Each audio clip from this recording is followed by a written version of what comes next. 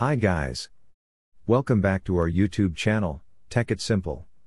In today's video, I'm going to show you how to log into your Chase Bank account and access your credit card.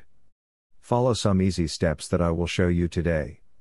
If you are new to the channel, do subscribe for more similar videos.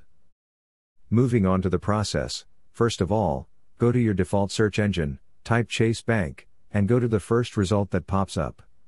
It will then take you to the official website of Chase Bank. It might take a while to load the page. Once the page is loaded completely, click on the Sign In button on the top right corner. Once the page is loaded up, enter your user ID and password, and then press Sign In. Once you click to log in, you should be able to access your Chase Bank credit card information. That's how you log into your Chase Bank credit card. That's all for today's video. Comment down your thoughts on this video, and if you guys find our video helpful, hit that subscribe button. See you guys next time. Bye bye.